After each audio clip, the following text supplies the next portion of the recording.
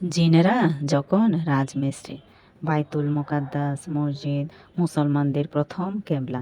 এটা ফিলিস্তিনের জেরুজালেমে অবস্থিত। মুসলমানেরা আগে বাইতুল মুকাদ্দাসের দিকে ফিরে নামাজ পড়তো। আমাদের প্রিয় নবী হজ মোহাম্মদ সাল্লাল্লাহু আলাইহি ওয়াসাল্লাম কিছুদিন সেই দিকে ফিরে নামাজ পড়েছেন। পরে আল্লাহর হুকুমে কাবা শরীফের দিকে কেবলা ঘুরে যায়। হযরত সুলাইমান আলাইহিসসালাম এই বাইতুল মুকাদ্দাস পুনর্নির্মাণ করেছেন, মানে নতুন করে তৈরি করেছেন। তখনও নির্মাণ কাজ শেষ হয়নি। এমন সময় সুলাইমান আলাইহিসসালামের মৃত্যুর ডাক এসে পড়ল। তিনিও তা জানতে পারলেন। মসজিদের নির্মাণ কাজ করেছে একদল জিন। জিনেরা এমনিতেই দুষ্ট প্রকৃতির, কড়া নজরদারি এবং ধমকি দামকি ছাড়া এদেরকে দিয়ে কাজ করানো কঠিন। সুলাইমান আলাইহিসসালাম আল্লাহর দেওয়া শক্তির বলে এই দিকে দিয়ে কাজ করাতে পেরেছেন। সুলাইমান আলাইহিসসালাম ভাবলেন, জিনেরা তার মৃত্যুর খবর জানতে পারলে মসজিদের কাজ শেষ না করেই চলে যাবে। অন্যদিকে মৃত্যুর নির্ধারিত সময় পরিবর্তন করা সম্ভব নয়।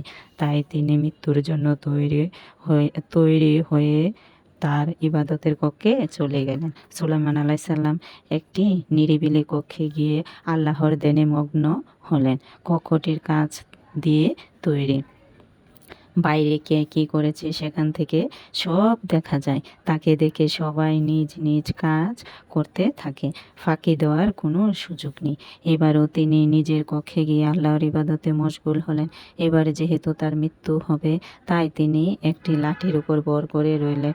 মৃত্যুর পরেও যেন দেহটি লাঠিতে বর করে দাঁড়িয়ে থাকে। এরপর তিনি আল্লাহর কাছে দোয়া করলেন, হে প্রভু, এই সুযোগে আপনি বাইতুল মুকাদ্দাসের নির্মাণ কাজ সমাধা করে দিন।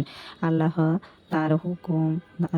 তার দোয়া কবুল করলেন। সুলাইমান আলাইহিসসালাম নির্ধারিত সময়ে ইন্তেকাল করলেন। জিনেরা মনে করল তিনি ইবাদতের মশগুল হয়ে আছেন, তাই এরা মসজিদে কাজ করেই চলল। মৃত্যুর বিষয়টি কেউ বুঝতে পারল না। আল্লাহ তাআলা নবীদের শরীর সব সময় একই রকম রাখার ব্যবস্থা করেছেন। তাই সবাই তাকে জীবিত মনে করে মসজিদের কাজ করতে থাকলো। এদিকে বাইতুল মুকাদ্দাসের কাজ শেষ হয়ে আসছে। অন্যদিকেও সুলাইমান আলাইহিসসালামের বর দেওয়া লাঠিতেও গুণ পোকা লেগে গেল। এক সময় মসজিদের নির্মাণ কাজ শেষ হয়ে গেল। গুণ পোকাও লাঠি খেয়ে শেষ করে ফেলল। সুলাইমান আলাইহিসসালামের পবিত্র দেহ মাটিতে পড়ে গেল।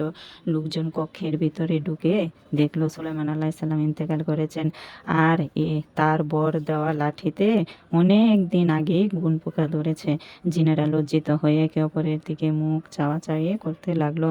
তারা একে অপরকে বলতে লাগলো, কিরে, আমরা তো আসলেই বুকার হাড্ডি। মানুষই তো আমাদের থেকে অনেক অনেক বুদ্ধিমান। আমরা তো এতদিন মৃত সুলাইমানের বয়ে কাজ করেছি শিক্ষা। দেখলে তো বন্ধুরা, হযরত সুলাইমান আলাইহিসসালাম কীভাবে জিনেদের মাধ্যমে বাইতুল মুকাদ্দাসের কাজ করিয়েছেন। শুধু জিন নয়, অন্য পশু পাখি কীট পতঙ্গ তার অনুগত ছিল। তিনি এসবের ভাষা বুঝতেন। আল্লাহ তাআলা তার সৃষ্টিরাজিকে মানুষের উপকার এবং সেবা করার জন্যই সৃষ্টি করেছেন।